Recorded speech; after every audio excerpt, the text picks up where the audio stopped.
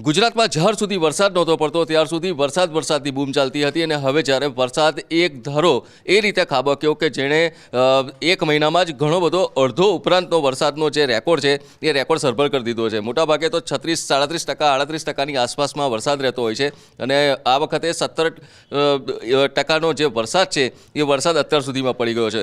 નમસ્કાર દર્શક મિત્રો, હું છું પિનાક શુક્લ અને ગુજરાત ફર્સ્ટના ડિજિટલ પ્લેટફોર્મ પર આપનું સ્વાગત છે। વેધરને લઈને જે મહત્વની અપડેટ આવી રહી છે એ અપડેટ હજુ પણ 48 કલાક એવા છે કે જે બિલકુલ કન્સર્ન માગેલ એ પ્રકારે છે। ગુજરાતનું જે તંત્ર છે, વહીવટી તંત્ર છે, એ તમામ અત્યારે બિલકુલ ખડે પગે છે। મારી પાછળના જે દ્રશ્યો છે એ દ્રશ્યો લાઈવ વિન્ડીના છે। આ એ વિન્ડીનું માધ્યમ છે કે જેના આધારે પ્રિડિક્શન કરી શકાતું હોય છે। આ પ્રિડિક્શન અત્યારના તબક્કે મેં જે મૂક્યું છે એ 11 વાગ્યાનું મૂક્યું છે અને 11 વાગ્યાનો જે આ તબક્કો છે એ કયા વિસ્તારમાં શું વરસાદ છે, કેવી રીતના વરસાદ છે એને લઈને માહિતી પૂરી પાડી શકે એને માટેનો છે।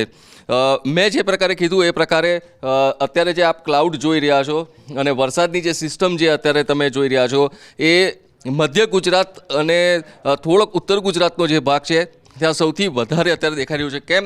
ગલ્ફ ઓફ ખંભાતની સાથે સંકળાયેલા જેટલા પણ નજીકના છે એમાં ભરૂચ પણ છે, તો બીજી બાજુ ભાવનગર છે, ધોલેરા ખંભાતનો જે આખો પટ્ટો છે, બોટાદ સુરેન્દ્રનગરના પટ્ટા પર આપ જોઈ શકો છો કે કેવી રીતની આખી સિસ્ટમ અત્યારના તબક્કે દેખાઈ રહી છે।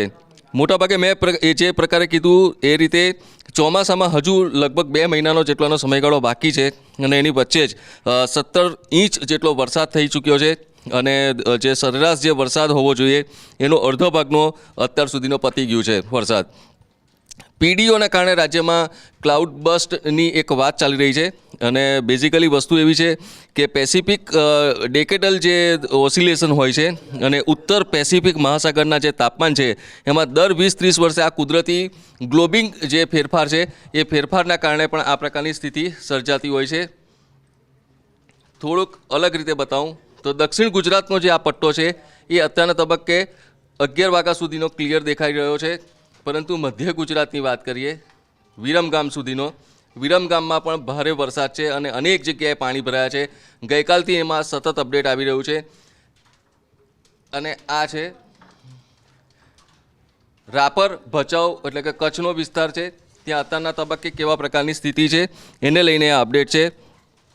અને ગુજરાતમાં લો પ્રેશર જે સિસ્ટમ છે એ સક્રિય છે અને એક સાથે 4 મોટી સિસ્ટમ એવી સક્રિય છે કે ગુજરાતમાં આગામી 48 કલાક છે એ 48 કલાક ખૂબ મહત્ત્વના ગણવામાં આવે છે અને આ 48 કલાકમાં બની શકે મેઘતાંડવ બી થઈ શકે। હજુ સુધી જે હવામાન વિભાગ છે, હવામાન વિભાગ દ્વારા નાવકાસ્ટ છે બહુ ટૂંક સમયમાં ફરી એક વખત આવશે અને જે વિગતો છે એ વિગતો પ્રમાણે એક સાથે 4 મોટી સક્રિય સિસ્ટમો થતાં અનેક બંદરો પર સિગ્નલો પણ લગાડવામાં આવ્યા છે અને ઝોન વાઇઝ અગર વરસાદની વાત કરું તો જે પ્રકારે આ સિસ્ટમ છે અને ગઈકાલનો જે વરસાદ પડ્યો છે તો એ પ્રકારે દક્ષિણ ગુજરાતમાં જે વરસાદ છે એ 45.44 જેટલો પડ્યો છે, સૌરાષ્ટ્રમાં 11% કરતાં વધારે, મધ્ય પૂર્વ 11 કરતાં વધારે, ઉત્તર ગુજરાતમાં 6.47 અને કચ્છમાં 1.26 ઇંચ જેટલો વરસાદ અત્યાર સુધીમાં નોંધાયો છે। સરવાળે જે સિસ્ટમ છે એ સિસ્ટમ એ પ્રકારે સક્રિય છે અને જે અત્યારે સવારમાં જે સમાચાર આવી રહ્યા છે એ બનાસકાંઠાનો જે પટ્ટો છે એ બનાસકાંઠાના પટ્ટા પર અત્યારે સૌથી વધારે વરસાદ નોંધાયો છે। ગણતરીના કલાકમાં 2-3 ઇંચ વરસાદ પડી જવો અને જે વરસાદની જે ખાબકવાની સ્થિતિ છે એ એકદમ અત્યારના તબક્કે એબનોર્મલ છે। ક્યાંક કોઈક જગ્યા પર ગણતરીના કલાકોમાં 10 ઇંચ કરતાં વધારે વરસાદ પડી જાય છે તો ક્યાંક માત્ર કલાકમાં 3 થી 4 ઇંચ વરસાદ નોંધાય છે। બનાસકાંઠાના જે પટ્ટો છે ત્યાં દિયોદર છે, લાખેણી છે, એ તમામ જગ્યાની પર અત્યારે વરસાદ પડી રહ્યો છે। લેટેસ્ટ ઇન્ફોર્મેશન જે છે એ ખૂબ ઝડપથી મારી પાસે આવશે તેમ હું આપને સુધી પહોંચાડતો રહીશ।